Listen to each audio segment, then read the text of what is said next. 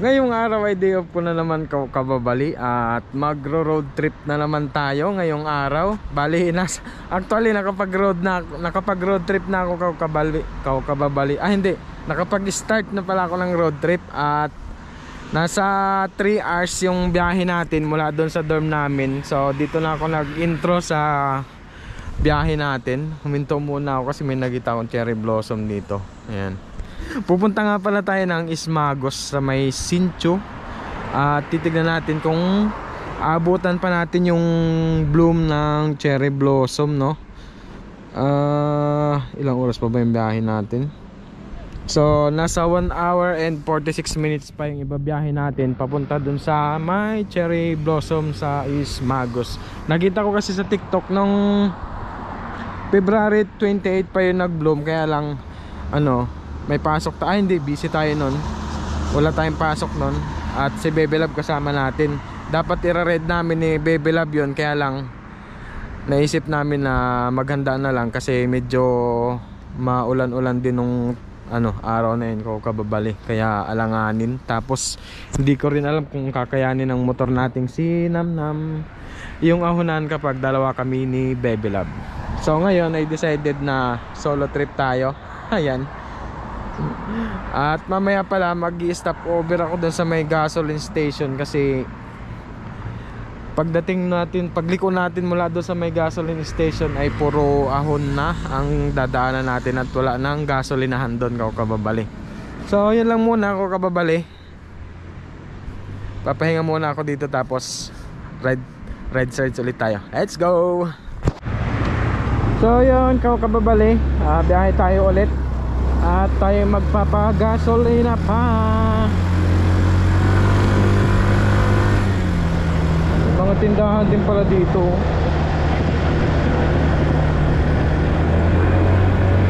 Tapos meron akong nakita dito kababali. Merong dito, ayun yung old na Saan ko kaya dyan sa loob? Tapos merong dito, hanging bridge. Yan, may hanging bridge din yun.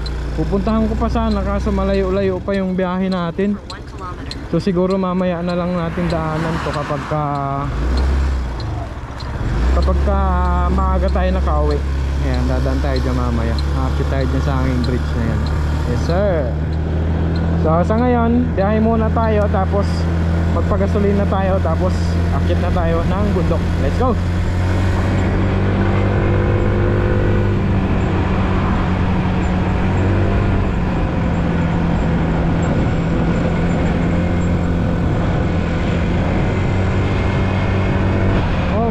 Nung ulap taas ang bundok. Ayun, sheesh, quality. Ayun, bang ganda.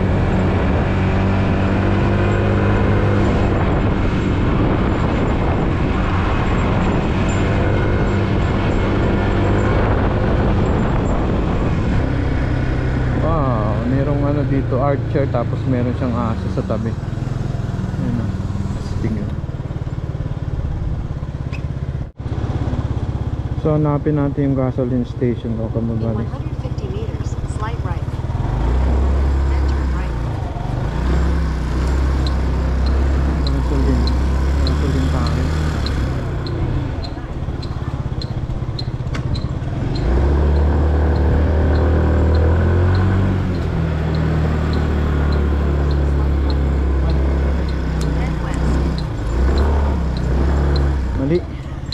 Doon pala tayo sa kabila, sa baba.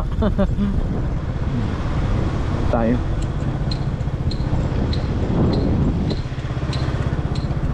magpapagas. Gas.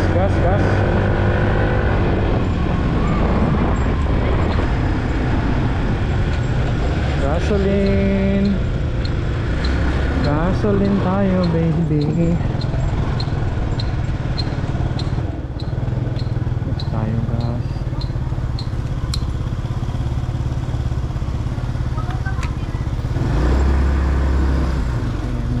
Sabihin ay dito tayo sa kabila.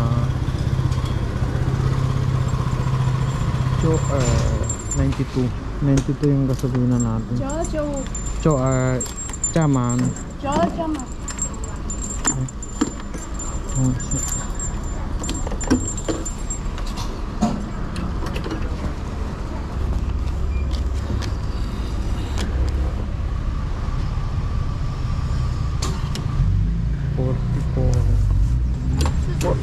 So 1.49 liters.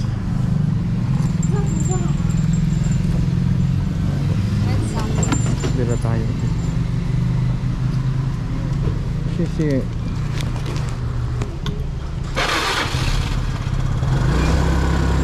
Let's go. Tapos na tayo mag-gas kaya ahon na tayo ng bundok.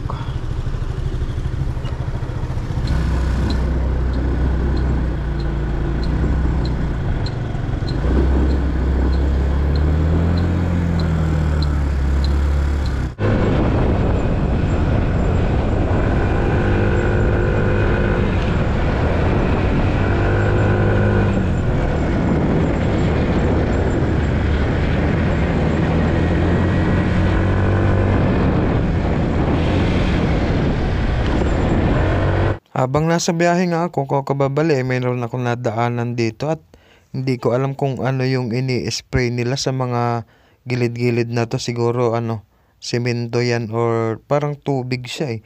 Pampatibay siguro ng mga net o yung parang spray ay basta yung pangharang nila doon sa mga ganyang lugar. Ang ganda! Angas oh. Angas itong tunnel oh.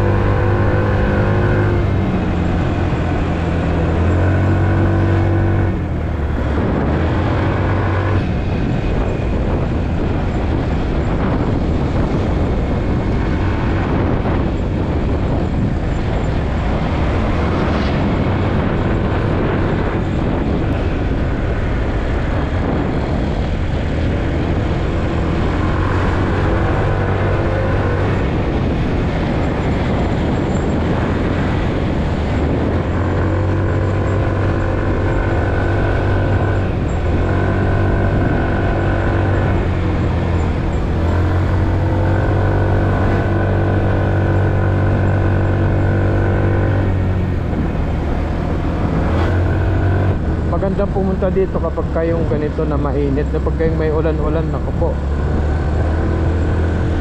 Kaya din nag-full tank ako kanina eh. Kasi mamaya pauwi pa natin. Di ba mamaya pauwi halos puro palusong naman siya. Hindi maksaya sa gasolina.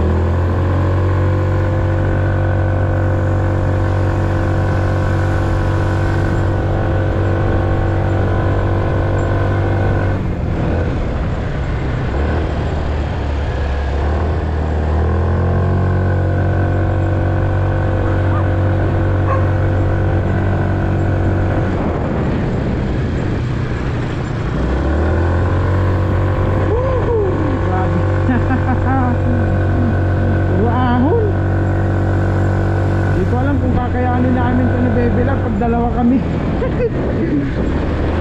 Kailangan dito kondisyon yung motor.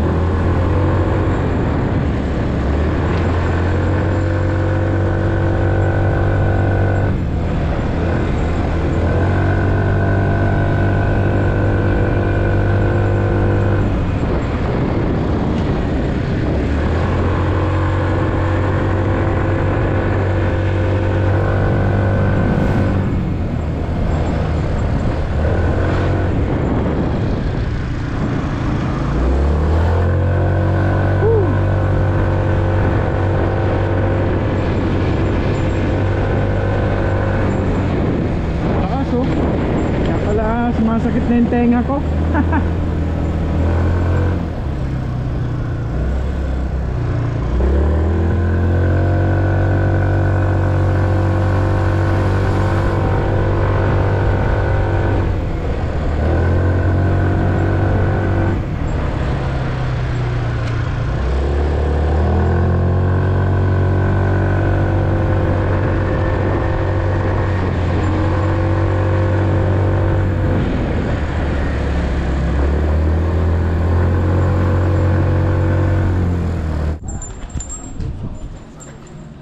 So napadaan ako dito sa isa sa famous na tinatambayan ng mga motorista dito ko kababali. Ito yung ano, Yulaw Lookout. Ito yung tinatawag nila.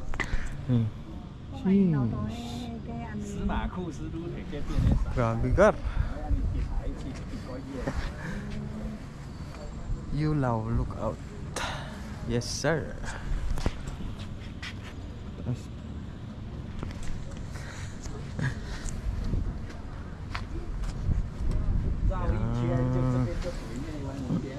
So meron daan sa baba, kapihan siguro to. Magkakape. Kainan. Ano siya, maganda pala dito pagka ano, yung pa sunrise. Ay, pa sunset. Sunset. May tambayan doon sa baba. Kasi hindi naman tayo bibili. Dito na lang tayo sa taas. Kunin natin yung tripod natin doon at magpipicture tayo. Bali payday pala ngayon kababali. At ito yung naisip kong treat para sa sarili ko, yung mag-rides tapos pumunta sa ganitong lugar. Takas muna tayo sa reality. Tapos pagdating ng bukas day off ko pa rin sa next na araw, back to reality na naman.